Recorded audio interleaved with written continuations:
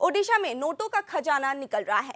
Note गिनने की बात तो छोड़िए, नोटों से भरे इतने बैग हैं कि गिनते गिनते दिमाग चकरा जाए। झारखंड में अलमारियां नोटों की गड्डियों से भरी हुई है। नोटों की गिनती में लगी मशीनें खराब हो गई, लेकिन नोट खत्म होने का नाम नहीं ले रहे हैं। पश्चिम बंगाल के कोलकाता में भी इनकम टैक्स की छापेमारी चल रही है।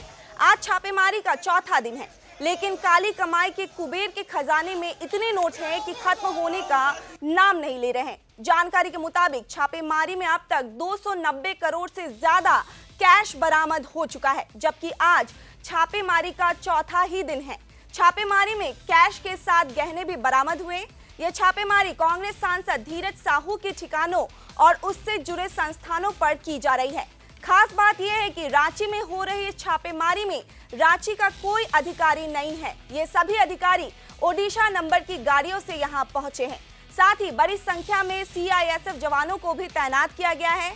दावा किया जा रहा है कि कैश की ये बरामदगी देश में नया रिकॉर्ड बना सकती है। यह कैश बोध डिस्टिलरी प्राइवेट लिमिटेड और कंपनी से जुड़े परिसरों से मिल रहा है। हालांकि इस छापेमारी के संबंध में अब तक धीरज साहू उनके फर्म की ओर से कोई प्रतिक्रिया नहीं आई है। इस बीच कैश बरामदगी के बाद झारखंड की सियासत गर्मा गई है। बीजेपी की ओर से सीधा कांग्रेस पर निशाना साधा जा रहा है। वहीं छापेमारी को लेकर विरोध प्रदर्शन भी किए जा रहे हैं।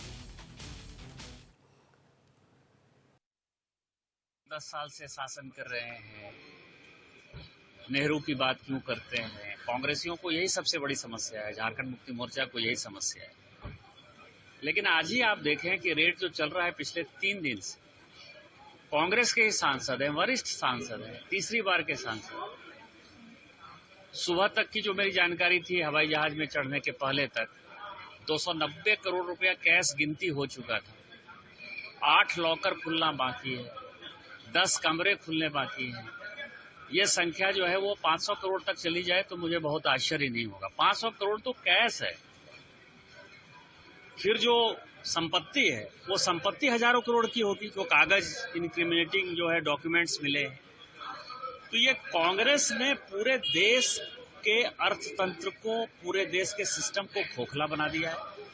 और ये पैसा एक आदमी का नहीं हो, क्योंकि भारत जोड़ो यात्रा में आपको ध्यान हो कि धीरज साहू ने बड़ा बढ़ चढ़ कर हिस्सा लिया था और राहुल गांधी के साथ उनका कई एक फोटो भी वायरल हुआ है। तो उसमें ये दिखता है कि ये कांग्रेस का पैसा हो सकता है, ये भूपेश बघेल का पैसा हो सकता है, झारखंड सरकार का पैसा हो सकता है।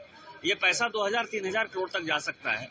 जो माननीय प्रधानमंत्री जी ने कल कहा है कि किसी को नहीं छोड़ेंगे और एक पाई पाई का हिसाब लेंगे। भारतीय जनता पार्टी का जो नेतृत्व है, शीर्ष नेतृत्व माननीय मोदी जी पाई पाई का हिसाब लेंगे और जितने कांग्रेसी चोर हैं वो सब सलाखों के पीछे